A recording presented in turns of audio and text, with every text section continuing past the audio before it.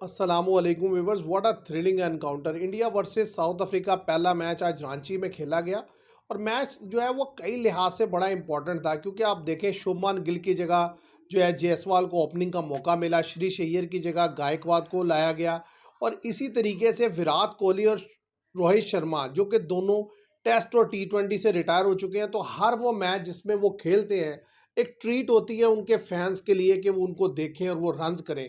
और वो इस बात पर पूरा उतरे। आप देखें आज के मैच में भी पहली विकेट जल्दी गिरी, जायसवाल इस अपॉर्चुनिटी को ग्रैब ना कर सके। एक बैटिंग पैराडाइज विकेट पर दोनों बैटर जिनको मौका मिला, जिसमें गायकवाड और जायसवाल थे, उस तरीके से परफॉर्म नहीं कर सके जैसे उन्हें करना चाहिए था। गायकवाड अनलकी रहे, बड़ा ज़बरदस्त उनका कैच पकड़ा।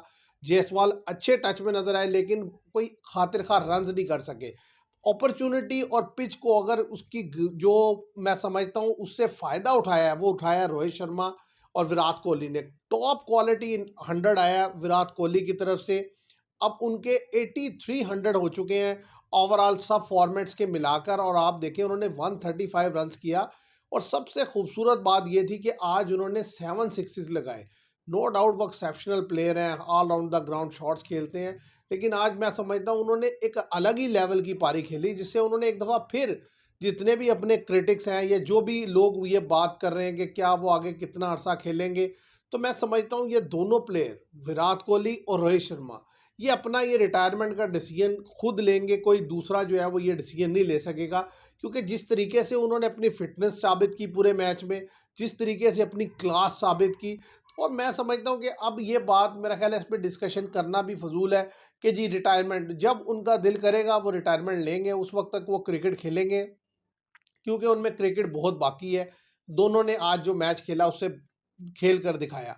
और दूसरी तरफ अगर आप इंडिया को देखें तो मैं समझता हूं कि इंडिया आज जो मैच पर अगर बात की जाए तो मैच में आप देखें कि इंडिया 349 बनाता है, और जो कि बड़ा ज़बरदस्त टोटल था। और केएल राहुल की तारीफ करनी होगी, 60 रन उन्होंने भी बनाए और उनका साथ दिया नीचे जडेजा ने आके।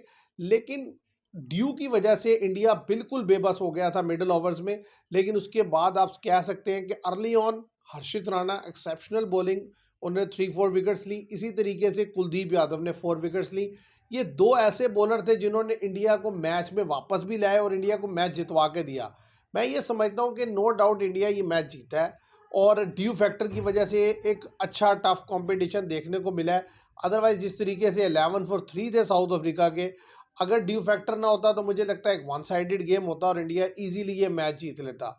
और दूसरी तरफ अगर साउथ अफ्रीका को देखा जाए तो साउथ अफ्रीका की जो सबसे बड़ी प्रॉब्लम या उनकी जो मतलब कमज़ोरी है वो उनकी बॉलिंग लाइन है, कि जिस तरीके से वो बॉलिंग में अपने मेन बॉलर्स खिलाते नहीं हैं। आज भी आप देखें ना तो निगीड़ी खेल रहे थे, ना रबाडा खेल रहे थे, ना महाराज खेल रहे थे, मतलब तबरेज शमसी तो है ही नहीं काफ़ी अरसे से। इसके अलावा बमूमा बैटिंग में नहीं थे। तो मतलब उनकी जो ये प्लेइंग 11 है इसके अंदर इतना ज़्यादा चेंज आता है, इसकी वजह से भी उनको बहुत ज़्यादा रन कंसीड हुए। अगर उनकी पूरी साइड बॉलिंग खेल रही होती तो मुझे लगता है कि शायद वो इंडिया के लिए प्रॉब्लम क्रिएट कर सकते थे। तो इंडिया के लिए खुशाइंद ये है कि उनके दोनों टॉप क्वालिटी प्लेयर्स जिनके ऊपर यानी कि इंडिया डिपेंड करता है, वो रन्स करके दे रहे हैं। अब एक मैच इंडिया ने जीत लिया, अगले दो में एक जीतना है इंडिया को इस सीरीज जीतने के लिए। आप देखें कि इंडिया लगातार 19 टॉस हार चुका है, तो डेफिनेटली ये ज़रूरी नहीं है कि अगला भी टॉस वो हारेगा। अगर वो टॉस जीतता है तो जहाँ भी कहीं मैच होगा ड्यू फैक्टर आना ही आना है। इंडिया चेस पर जाएगा तो वो इजीली चेस डाउन करेगा, क्योंकि वो साउथ अफ्रीका की तरह मिस्टेक्स नहीं करेगा। देखें आज के मैच में मैं समझता हूँ कि इंडिया से ज़्यादा अगर कोई मैच को हारा है तो वो साउथ अफ्रीका खुद हारा है। उसकी वजह यह है कि जिस तरीके से आकर शुरू में जो पहला गेंद रिकल्टन को पड़ा हर्षित राणा का, वो अच्छा गेंद था। उसके बाद अगर आप देखें तो वो लूज शॉट थे, और हर बंदा बार बार बोल रहा था कि बहुत ड्यू आएगी, और वो आई।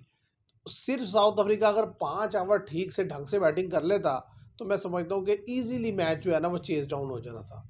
तो इसलिए मुझे लगता है कि आइंदा दो मैचेस में से अगर एक मैच में भी इंडिया टॉस जीतेगा तो बिल्कुल वन साइडेड गेम होगी। हाँ ये है कि अगर साउथ अफ्रीका जीतता है तो फिर शायद थोड़ा बहुत मुकाबला हो। और जो चीज़ एक्सपेक्ट की जा रही है कि जो ड्यू चेंजिंग्स हैं वो हमें अगले मैच में आती हुई दिखेंगी, जिसमें महाराज का कमबैक देखने को आएगा, जिसमें बवूमा वापस आएंगे, निगीडी हो सकता है बार्टनल की जगह खेले, क्योंकि मैं नहीं समझता बार्टनल की जगह बनती है, इससे कई गुना बेहतर बॉलर साउथ अफ्रीका के पास पड़े हैं। क्यों साउथ अफ्रीका बार-बार उन्हें खिलाता है, मेरी समझ से बाहर बात है। तो इंडिया के लिए ज़ाहिर है ये मैच जीतना इसलिए भी इम्पोर्टेंट था कि आपको पता है कि हालिया जो सीरीज़ टेस्ट सीरीज़ हुई, जिस तरीके की डिफ़ीट हुई, उसके बाद ज़ाहिर है जो ओडीआई सीरीज़ है या टी20 है, इसकी हाइप और भी ज़्यादा हो गई है। और इंडिया चाहेगा कि ये दोनों सीरीज़ जो है वो उसमें वो डिफ़ीट दे साउथ अफ्रीका को और बड़ा कॉम्प्रिहेंसिवली डिफ़ीट दे। क्योंकि गंभीर की कोचिंग के लिए और जो प्लेयर्स खेल रहे हैं उनके लिए, सबके लिए ये सीरीज़ जीतना बड़ी इम्पोर्टेंट है। इसीलिए जो मैं समझता हूँ कि दोनों बड़ी ज़बरदस्त, यानी कि आप देखें केएल राहुल की अगर मैं कैप्टनसी की बात करूँ तो कैप्टनसी बड़ी ज़बरदस्त थी। क्रूशियल मोमेंट पर क्रूशियल चेंजिंग्स उन्होंने की और उन बॉलर्स ने उनको डिलीवर करके दिया। आप देखें कि जब दोनों सेट चल रहे थे, मार्को जेनसन और ब्रेट्स, उस वक़्त तकरीबन 100 समथिंग रन्स रह गया था, 7 का तकरीबन जो है वो इकोनॉमी रेट चाहिए था। 100 यानी कि 7 का रिक्वायर्ड था उस वक्त, तब उन्होंने जो है वो कुलदीप को बदल कर लाया और कुलदीप एक ही ओवर में 2 विकेट ले गए। इसी तरीके से जब जब वो हर्षित राणा को लेकर आए, हर्षित राणा ने विकेट निकाल के दिया। तो एक अच्छा डिसेंट मैच इंडिया ने जीता है, लेकिन अभी कुछ क्वेश्चंस हैं, कुछ एरियाज हैं ओडीआई के लिए। डेफिनेटली इंडिया को वो फिलअप करने हैं, जैसे कि अभी जायसवाल को मौका मिला है, गायकवाद फिर खेलेंगे।